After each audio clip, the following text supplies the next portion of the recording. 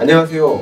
KPC 민선 작가님과 함께하는 3편 이야기 진행해 보도록 하겠습니다. 인사 한번 네, 부탁드립니다. 안녕하세요. 에코마마입니다. 네, 나는 퇴사하고도 월 100만 원 더 모은다. 어떻게 퇴사하고도 100만 원 더 모으는지 이야기를 계속 들어보고 있는데요. 네. 그중에 지난 2편에서 하다만 얘기가 있습니다. 네. 마인드 세팅 이야기죠. 맞아요. 꼭 이 얘기는 하고 3편을 진행해야 된다라고 말씀을 강조해 주셨는데 네네. 어떤 겁니까? 네. 제가 지름신을 강림을 해가지고 네. 그 아울렛에서 막 옷을 사고 미용실에 30-40만 원 그냥 쓰고 네. 막 그렇게 살았어요. 그리고 왜 내가 그렇게 살았을까라고 이제 되돌아보게 된 거죠. 네. 왜냐면 그런 비용이 엄청났거든요. 네네. 네. 그런데 어떤 책을 보니까 외모에 제가 치중을 많이 했던 거죠. 네. 그런 거가 보니까 자존감이 낮아서 음. 외모, 외향에 치중을 많이 하고 그거에 대한 비용을 많이 쓴다는 거죠. 그래서 제가 말씀드리고 싶은 건 자기 자신을 되돌아보면 네. 절약할 수 있는 마인드 세팅이 좀 쉽게 된다는 거예요. 그래서 가계부에도 제가 독특한 항목을 만들어 놓은 게 뭐냐면요. 예. 욕망비용이라고 만들어놨습니다. 욕망비용. 욕망비용. 그래서 네. 우리가 어떤 물건을 살 때 필요냐 욕망이냐 이런 네. 거를 이제 구분하라고 하잖아요. 네. 그래서 이게 우리가 이렇게 가계부 쓸 때도 욕망비용에다가 뭐를 쓰게 되면 나중에 그 가계부를 보면서 되돌아볼 수 있는 거죠. 내가 이걸 왜 샀지? 그때 그냥 맞아 그냥 질렀지. 나 잘 보이기 위해서 맞아 그거 질렀지 하면서 나 자신을 되돌아보게 돼요. 네. 그래서 예전에 막 화려하고 막 그랬던 모습이 아니라 네. 저는 지금의 그냥 조금 수수해도 지금의 모습이 더 좋더라고요. 그래서 그렇게 지르지 않아도 더 행복하니까 절약도 할 수 있고 돈도 줄일 수가 있는 거죠. 그런 욕망비용의 항목까지 넣어가면서. 네. 야, 그러니까 그게 어떻게 보면 마인드 세팅의 하나의 전제라고 볼 수도 있겠네요. 그렇죠. 그렇군요. 네. 마인드 세팅 이야기는 더 많이 듣고 싶지만 시간 관계상 좀 어렵고요. 그거는 책을 통해서 직접 확인해 보셔도 좋을 것 같습니다. 이제 정말 중요한 이야기인데요. 추가적으로 수입을 발생시키는 어떻게 추가 수입을 창출할지. 그러니까 퇴사하고도 100만 원 더 모은다는 아껴 쓰는 것만으로 100만 원 모으는 게 아니라 추가 수입이 발생할 수 있다라는 거잖아요. 그렇죠. 그거 한번 여러분께 코멘트 한번 해주세요. 네. 혹시 이게 경제 용어긴 한데 긱 이코노미 현상 혹시 들어보셨나요? 이제 오늘 경제 전문가를 만나서 제가 공부를 열심히 하고 왔습니다.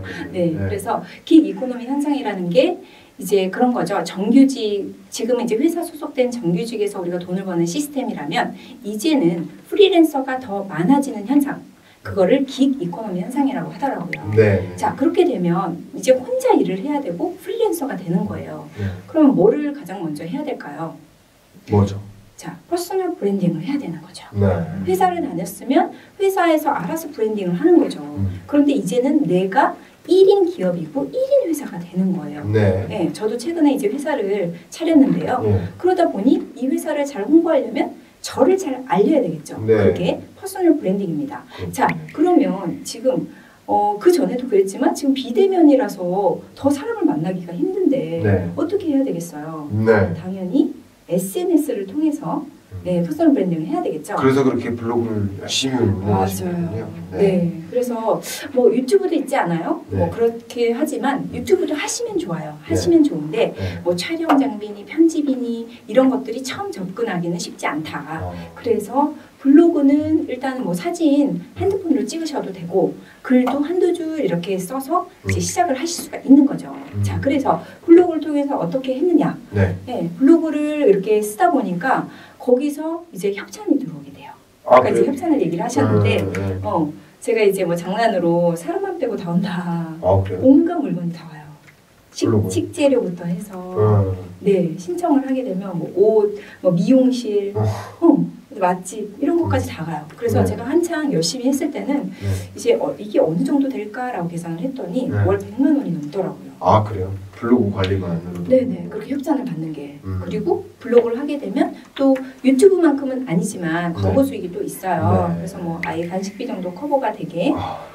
그리고 저는 이런 뭐 이 정도의 금전 수익이 도움이 된다기보다는 이걸 통해서 제가 책을 냈잖아요. 네. 네, 거기다가 이제 글을 쓰게 되고 정보를 쓰게 되니까 네, 출판사에서 요즘 출판 시장이 어렵기 때문에 정말 이렇게 유명하신 분이 아니라면 네.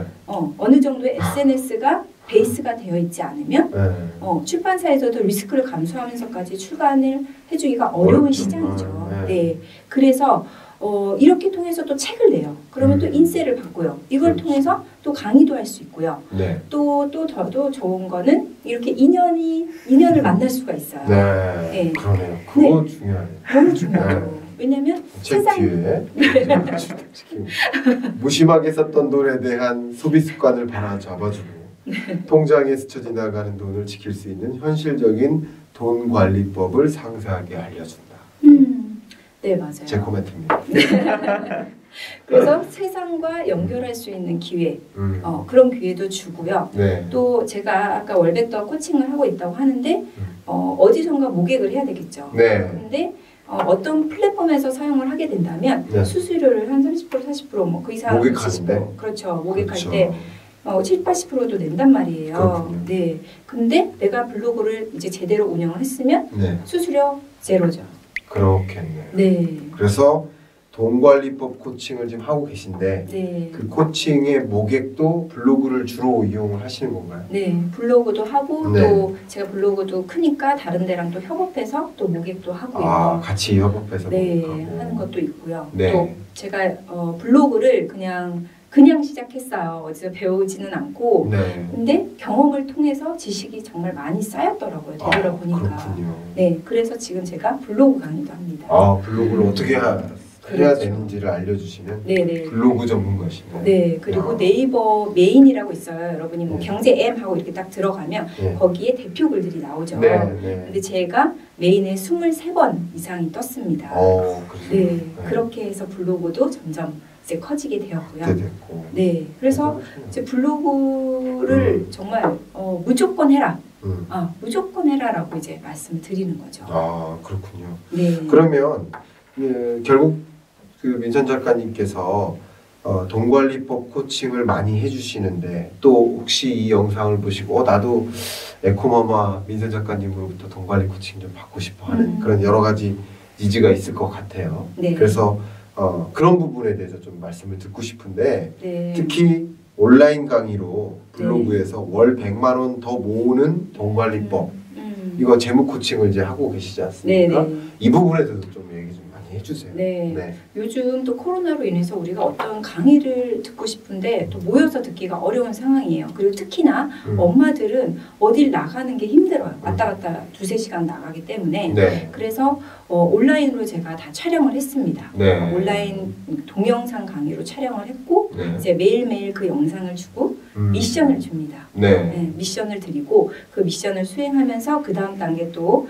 강의를 듣고 미션 수행하고 이런 네. 식으로 해서 뭐 2주에서 3주 정도 프로그램이 진행이 되고요. 네. 그리고 이제 단톡방으로 운영이 되는 그런 프로그램도 있어요. 네. 여러 개가 있는데 네. 그래서 단톡에서 또 질의응답을 실시간으로 또 가능하게 하고요. 그래요?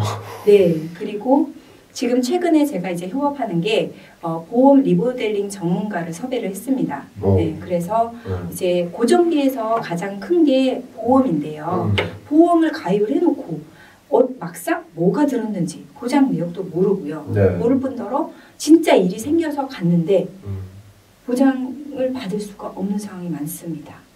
네, 그래서 리모델링에 대해서 제가 책에 많은 부분을 할애를 했습니다. 왜냐하면 아파서 정말 많은 재산을 잃게 되기 때문에 네. 그래서 리모델링 할 수 있는 그런 과정도 이 안에 들어가 있고요. 그렇군요. 그리고 돈에 관련된 기본적인 것들, 뭐 신용카드, 통장 이런 것들을 싹 정리할 수 있는 숨겨진 돈도 찾을 수 있는 그런 기회예요. 그래서 수강생 중에 뭐 10몇 년 된 주식도 찾은 분들이 있고 네, 숨겨져 있었던 돈들도 찾고 또 많은 분들이 정말 좋은 얘기를 많이 해주셔서 좀 자신감이 생기더라고요. 네, 인생의 전환점이 되었다. 돈 관리 시작 포인트가 되었다. 이렇게 얘기를 해주셔서 뭐 이 책을 통해서 하시면은 더 좋고 또 이것 통해서도 너무 어렵다 하시면은 언제든지 오시면 되겠습니다. 뭐 역시 카레의 여왕이 아니라 가계부의 여왕 같게 우리 돈 관리의 모든 것 여러 가지 이야기 노하우들을 많이 담아놓으신 그런 느낌이 듭니다. 또 요즘 같은 경제를 이제 언택트를 넘어서 이제 온택트라는 표현을 써요. 맞아요. 비대면 경제 환경에서 보다 더 라이브로 실시간으로 이 지속적으로 연결될 수 있게 노력하는 그런 모습들이 굉장히 많이 펼쳐지고 있거든요. 근데 실제 뭐 여러 카톡방이라든가 뭐 QR 코드를 이용해서 이런 가계부를 활용한다든가 이런 것들이 그냥 단순히 독자와 내가 연결되어있지 않은 그런 독자 대 저자인 게 아니라 실시간으로 계속 커뮤니케이션하고 온택트 경제의 핵심 요소가 소통이거든요. 이 책만으로도 그 굉장히 많은 소통을 할 수 있는 계기가 되겠구나 뭐 이런 생각도 저는 듭니다. 그런 것도 굉장히 많은 도움이 됐고요. 중요한 깨달음 한 가지 말씀을 좀 마무리하는 차원에서 요청을 드리고 싶은데요. 어떤 깨달음이 있었는지 한번 말씀해 주시면서 마무리하면 어떨까요? 네네. 자, 이게 제가 좋은 거를 많이 말씀을 드렸는데 동기 유발되고 스스로 할 수 있는 거 그 포인트도 중요하지만 가장 중요한 게 실행을 해야 되겠죠. 네, 그래서 실행이 참 어렵다고 많이 말씀을 하시는데 실행의 노하우가 있는데요. 우선 여러분이 어떤 일을 시작을 하실 때 아주 잘게 조개는 거예요. 자, 책을 이번 주에 이걸 읽을 거야 라고 하고 그냥 읽으면요. 거의 많은 분들이 그 주에 다 못 읽어요. 그런데 자, 210페이지예요. 그럼 오늘 30페이지만 읽어야지. 30페이지 못 읽을 것 같나요? 금방 읽어요. 그런 식으로 목표를 자 스몰 작게 나누시면 실행하기가 좋고요. 그리고 좀 가볍게 생각을 하시면 좋을 것 같아요. 너무 뭐 시작할 때 막 각 잡고 시작하세요. 그리고 블로그 시작할 때도 파워 블로그처럼 쓰려고 노력을 하다 보니까 어떻게 그게 처음부터 되겠어요. 그러니까 나 블로그 시작할 때도 사진 하나랑 뭐 글 한 3줄 적어볼까? 이렇게 시작을 하시는 거예요. 저도 그랬고. 그러면 그 다음 날은 사진 2개 넣고 글 10줄 쓰고 그러다 보니까 제가 이렇게 책까지 내게 된 겁니다. 그래서 제가 이제 지금 뭐 얘기 드리는 게 화끈형 막그냥 정신을 제가 만들었어요. HMH 정신. 화끈형 막그냥 하기. 이 정신을 너무 좋아하시는 거예요. 그냥 하시면 되는 거예요. 회사 보고서 내는 것도 아니고 어디 뭐 대통령 만나는 것도 아닌데 그냥 하시면 되고 자, 안 되면 말고 정신을 하는 거예요. 블로그 하다가 뭐 깔 거 안 되면 말고 되면 너무 좋고 이렇게 가볍게 시작을 하시면 되고요. 지금 제가 가계부 쓰기 그 다음에 블로그 시동 걸기 요거 재능 기부로 지금 하고 있어요. 네네. 그래서 들어와서 이제 가계부 제가 뭐 강의를 해드리는 건 아니지만 혼자 쓰기 좀 어렵잖아요. 그래서 카페에서 인증하고 블로그 같은 경우는 지금 단톡방에서 자기가 쓴 것들 이렇게 올리면서 서로 이제 시너지 효과를 내고 있거든요. 그래서 여러분이 오늘 강의를 그러니까 오늘 영상을 보시고 그냥 듣고 흘리는 것이 아니라 이 중에서 가장 흥미있고 그래도 내가 요거는 해볼 수 있겠는데 라고 생각하시는 작은 것을 한번 오늘부터 시작을 해보시기 바랍니다. 이게 굉장히 중요한 당부 말씀이 될 수 있을 것 같네요.